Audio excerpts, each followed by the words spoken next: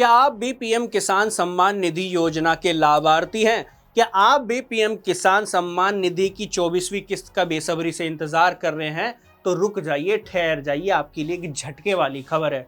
दरअसल पीएम किसान सम्मान निधि योजना की 24वीं किस्त जैसे जैसे नजदीक आ रही है तो किसानों के मन में अटकलें आ रही हैं, और वो अटकलें ये है कि क्या अगर किसान के पास फार्मर आईडी नहीं है, क्या वो योजना से जो है वो वंचित रह जाएगा? आज उसी सवाल का जवाब हम देंगे। नमस्कार, मेरा नाम है डिम्पल चौहान और आप देख रहे हैं किसान कोच। और आज की जो वीडियो है वो केवल किसान सम्मान निधि के लिए ज़रूरी नहीं, बल्कि बाकी की योजना, बाकी के जो फर्टिलाइजर सरकार की तरफ से मिलते हैं उसको लेकर भी कई सवाल है वो आपके मन में होंगे। वो आज इस वीडियो को अंत तक देखने के बाद दूर हो जाएंगे। तो सबसे पहले समझते हैं आखिरकार ये अटकलें क्या है।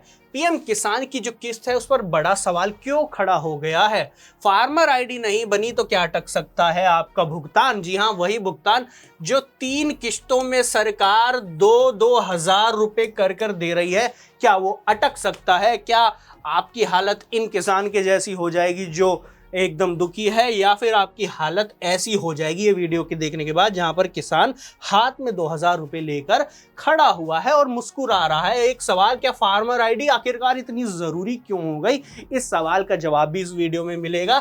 और आपको मैं बता दूं, फार्मर आईडी आखिरकार है क्या? ये एक तरह का डिजिटल आईडी है जो कि किसान की पहचान बताता है, जो कि किसान के लैंड रिकॉर्ड्स को बताता है, जो कि किसान की जो सर्विसेज हैं उनको लेने में जो आसानी है, बिल्कुल आसानी, यानी कि एक बात समझ लीजिए, बहुत सारे ऐसे डॉक्यूमेंट्स होते हैं जो किसान के पास इतने इकट्ठे हो जाते हैं, लेकिन उसके बदले में बस एक कार्ड ये जरूरी है। कुल मिलाकर ये बात है।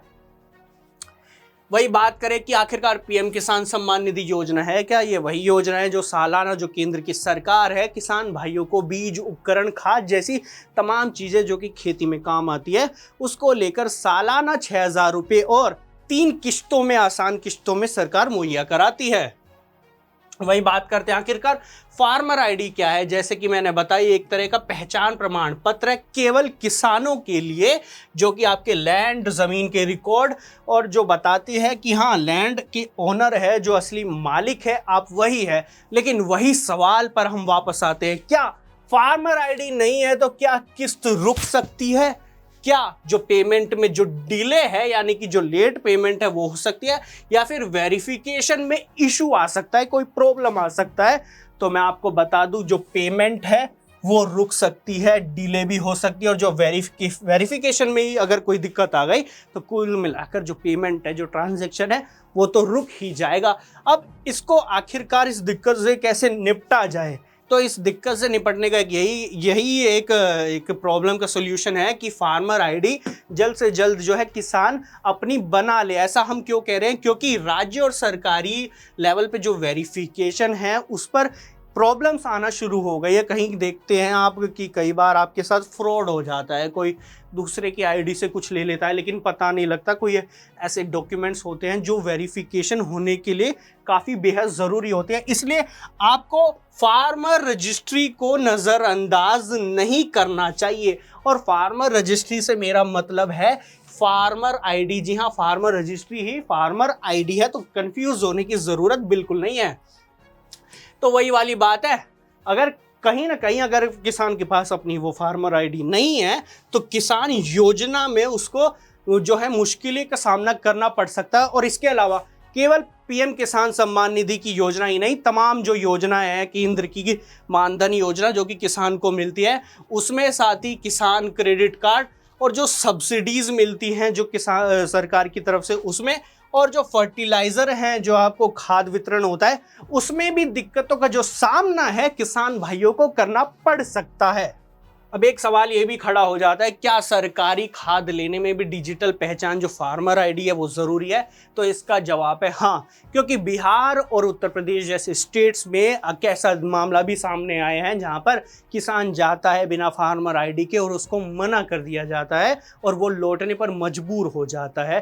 तो ऐसे भी इंस्टेंसेस, ऐसे एग्जाम्पल सामने आई हैं जहाँ पर फार्मर्स जो आईडी है उसकी जो इम्पोर्टेंस है अब उभर कर आ रही है। और जैसे जैसे पीएम किसान सम्मान निधि निधि योजना की 24वीं किस्त नजदीक आ रही है, कहीं ना कहीं किसान को जो है अटकलें, जो पेमेंट है उसमें डिले में अगर सामना करना पड़ सकता है अगर फार्मर आईडी नहीं बनवाई तो। और फार्मर आईडी के लिए जो डॉक्यूमेंट्स की ज़रूरत होती है वो है आधार कार्ड और मोबाइल नंबर, और वही मोबाइल नंबर जो आधार कार्ड से लिंक्ड होगा, और ज़मीन के जो रिकॉर्ड है जो कि आपकी ओनरशिप बताएगा, और रजिस्ट्रेशन है वो बेहद ज़रूरी होने वाली है।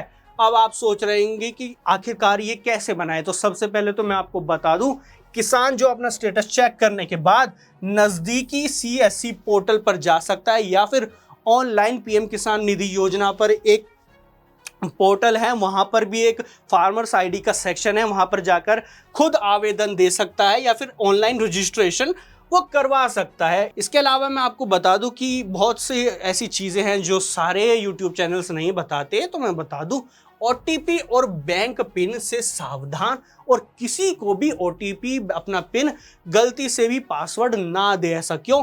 क्योंकि कई ऐसे मामले भी सामने आए हैं कि आप जाते हैं, अब मान के चलिए आप खुद ही अपना वेरिफिकेशन कर रहे हैं, आप खुद ही अपना जो फार्मर आईडी है वो बनाने के लिए बैठे हैं, और आपने गलती से अपने एक अननोन लोग को बता दिया, तो वो उस OTP से जो है आपके नाम से आईडी बना सकता है, और फ्यूचर में आपको ही प्रॉब्लम होने वाली है। तो मैं आपको यही सजेस्ट करूंगा कि आप अपना OTP पिन किसी से शेयर ना करें, जब भी फार्मर आईडी बनाने आप बैठे या किसी से बनवाएं। इसके अलावा मैं आपको बता दूं, फार्मर आईडी एक बहुत बेहद ज़रूरी चीज़ हो गई है उन किसानों के लिए जिनके पास यूनिक आइडेंटिफिकेशन नहीं है, और जो सरकार की ओर से जो लाभ है उसका फ़ायदा लेते हैं। तो आपको जो ये वीडियो है वो कैसी लगी आप ज़रूर कमेंट सेक्शन में बताएं, और आपको जो फार्मर आईडी है कुल मिला के इसको नज़रअंदाज करना ही नहीं है। जी हाँ, अभी बेशक दिक्कत ना आए, लेकिन आगे जो इसकी प्रायोरिटी है, जो इम्पोर्टेंस है,